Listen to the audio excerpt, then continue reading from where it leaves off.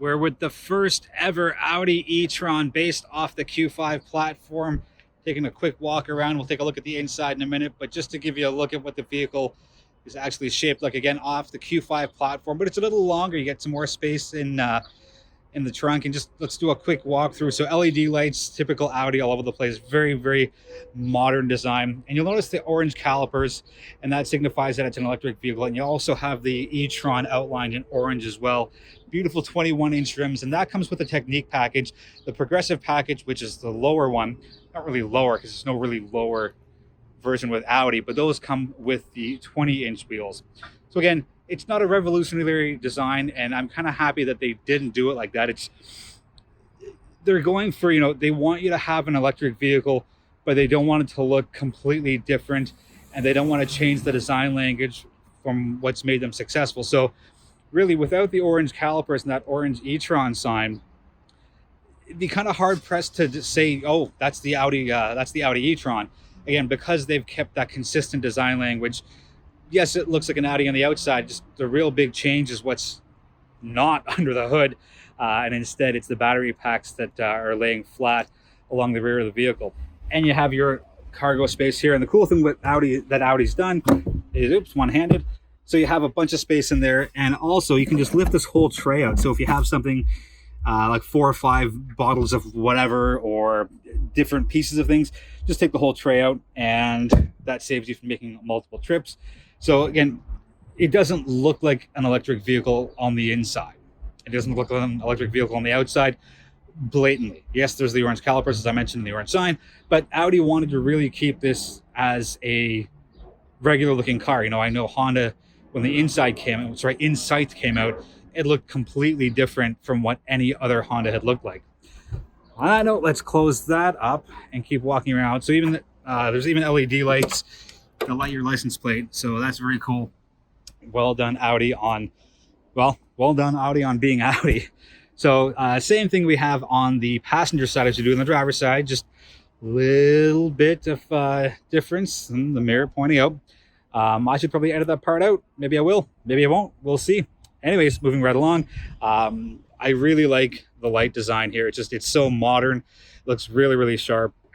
Just the whole fluidity of the rear of the vehicle, just that nice one red strip that goes along the entire length, and you get a bit of the wrap around here that goes on to the side. So very well done there.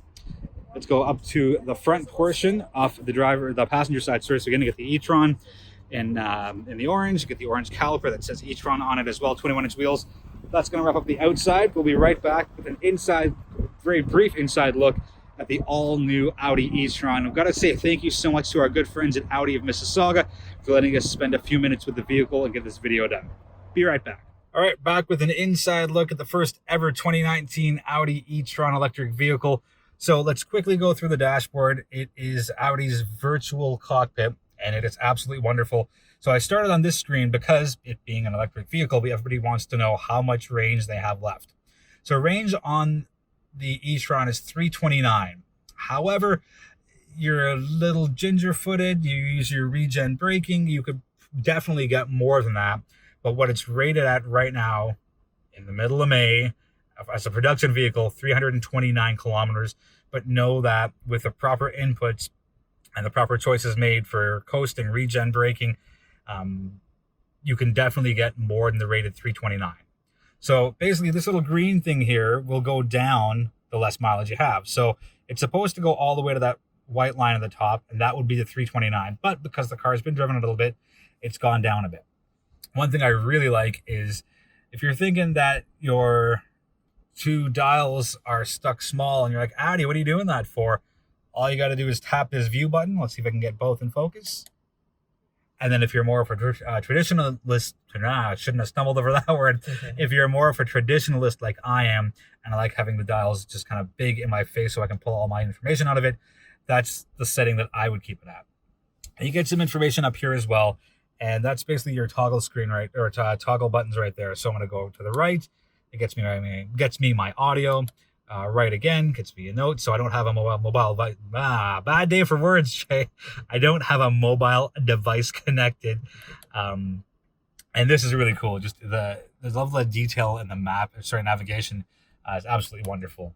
And then I scroll to the right one more time, and then that gets me back to the range. And that's probably where I would keep it myself, just because I always want to know how much I have left in the proverbial tank. And I guess this case would be the proverbial battery.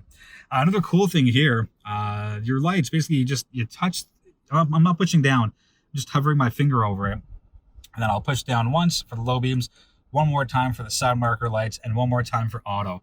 So really cool touch technology there. And as far as my all-weather lights, again, you just hover over it so it knows it's doing it. You push once for on and once for off.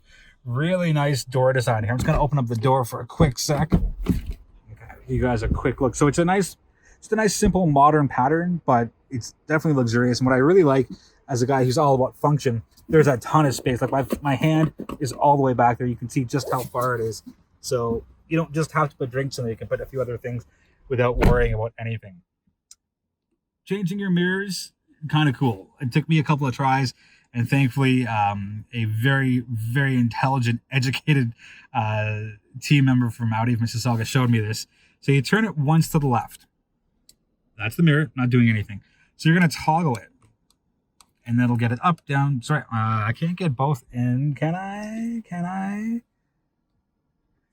Probably not. Anyways, you turn it once to the left to get your left mirror, and then you go center and you go right, and that lets you move your right mirror. And you turn it again, and that's how your entire mirror folds in. So if you're in a condo, you're parking underground, if you have a bit of a tight spot, you bring your mirrors in, and that reduces the risk of someone tapping them, scratching them, dinging them, denting them, whatever it is. You got your memory seats down there.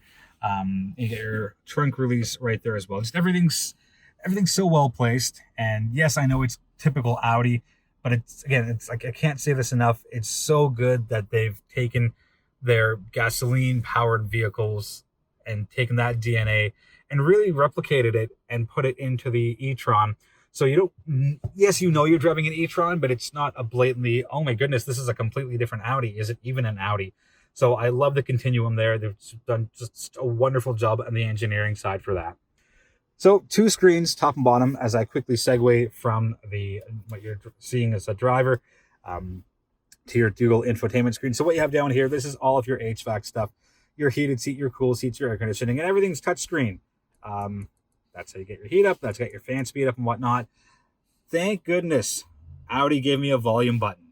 I'm okay with most touch screens, but not having a volume knob just drives me up, down, left, and right up the wall. So thank you, Audi, for that. Very, very nicely done. I'm going to get to my favorite favorite part of the vehicle. And it's not the gear shifter, although that's very cool.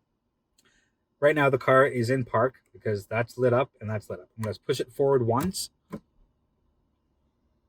It's hard to see with the camera, but it's in reverse. So that's my straight ahead, weird way to put it. That's my straight view backup camera. That's my 360 bird's eye view camera, so I can see what's around me. But you tap this little 3D button, and come on. I don't think there's enough words that I could say in this video to describe just how remarkably amazing this technology is. Like, I'm going to back up like a quarter inch. I'm going to turn the wheel all the way to the left, so you'll see the nose swing out to the left. All right, there's somebody walking behind the car. That's how good the cameras are. And they're walking away from the car. But I'm just going to back the car up a touch. Like, I think it's a little too hard to see now. The car is definitely moving. I can assure you it's moving. Right, so if you go back like 15 seconds in the video compared to where we are now, the car has definitely moved. And just that 3D view is just remarkable. It's more than gimmicky for me. It's a great level of safety. Because sometimes people may dart out, whether you're in a parking lot, shopping malls, whatever it is. This lets you get a thorough look, and as well, a thorough look at exactly what's around you. And it keeps, let me go back to the 3D camera. In addition to the 3D, you also have your bird's eye view 360 camera at the same time.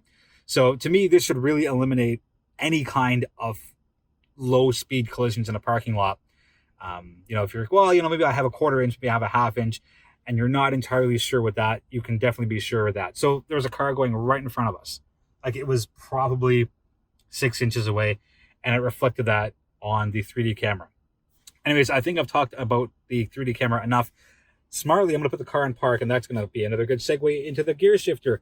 It is not traditional, but it is quirky, and it is great. It is great. Blah, blah, blah. I'm going to put the car in drive for a second, just straighten it out, because I think I'm taking someone's parking spot. Okay, so there we are.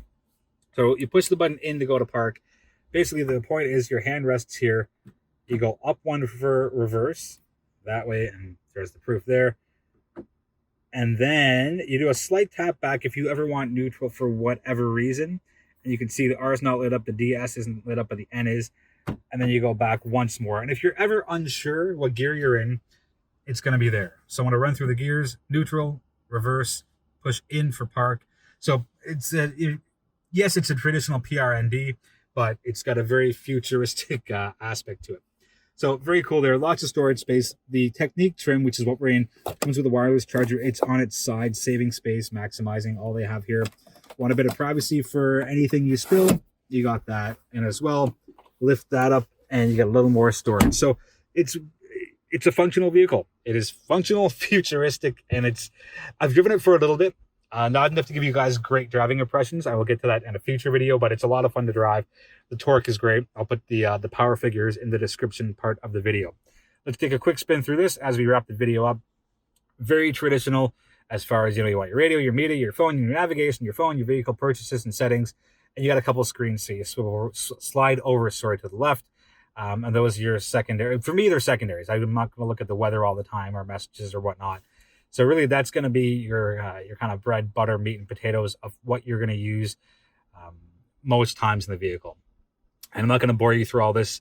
I'll save that for the next video to keep you guys coming back, because I'm sure that that'll be a much more detailed video once I have the car for a week, as opposed to only for half an hour.